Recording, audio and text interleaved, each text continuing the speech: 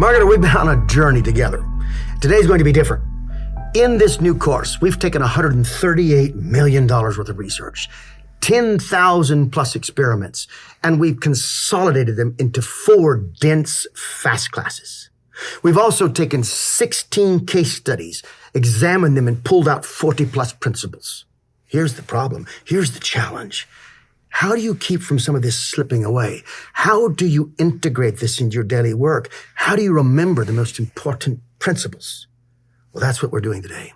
We've designed this video to help you review and remember. It's not about new content. It's about getting the maximum value out of the energy you've already invested in the content we've been teaching. So go on the rest of this journey with us today and learn, remember, and implement.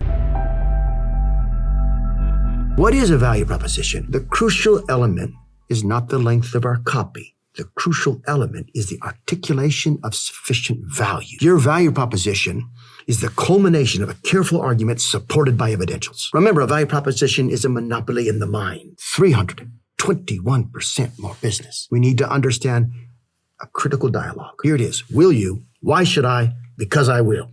We need to grapple with an ultimate question. If I am your ideal prospect, why should I buy from you rather than any of your competitors? And it helps produce a 58% improvement. We need to diagram this question. If I, your ideal prospect, why should I rather than?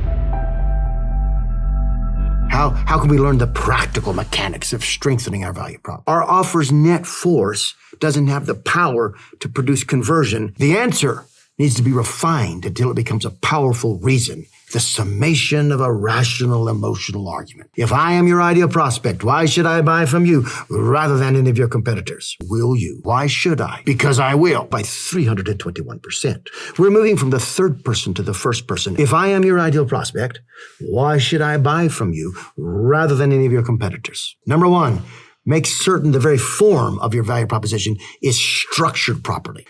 Aim at the epicenter of appeal. Emphasize your exclusivity. Remember, the impact of this new approach produced a startling. It is a 638% increase. Every decision to purchase is preceded by 4 conclusions. Someone said that a horse is a...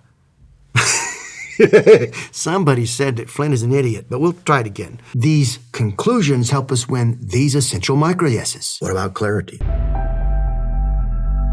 Separate the means from the end. Focus on the customer's experience of the value. It's not value that we need to achieve. It is perceived value. It is the task of marketing to maximize perceived value and minimize perceived cost. That actually helps you imagine how you would use the product. The image says access unlimited stories from your computer, smartphone, or tablet. And in that why, we found the power to drive results. 173% improvement. We must leverage the psychological calculus of our value prop. Enforce the absolute clarity of your message. A, break the offer into parts or steps. Explain with numbers, bullets, or apps. If I am your ideal prospect, why should I buy from you rather than any of your competitors?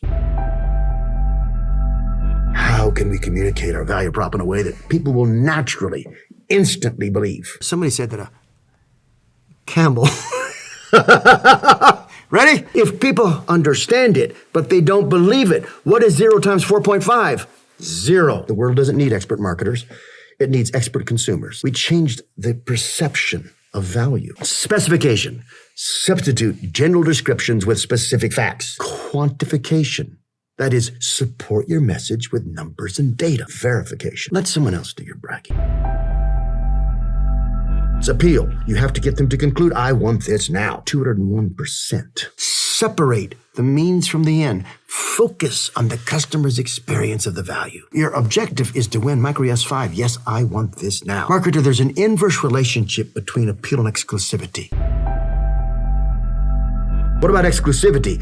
I want this now from you. So the key is to focus on a customer segment. The art of the marketer is to achieve both. So you have to differentiate yourself. You have to have an only factor, 246%. If I am your ideal prospect, why should I buy from you rather than any of your competitors? Have you prioritized the what over the why? Have you simplified your offer with parts or steps? Have you explained with numbers, bullets, or apps? Have you illustrated your value prop with powerful graphics? Have you substituted general descriptions with specific facts? Have you let someone else do your bragging? Marketer, is your answer to the ultimate value proposition question a reason? Are you targeting the ideal customer's center of appeal? Have you engineered a meaningful only factor? 257%, 28%, 451%, 302%, 603%. Marketer, somebody said something. I don't remember what it was, but it's really important. You learn that.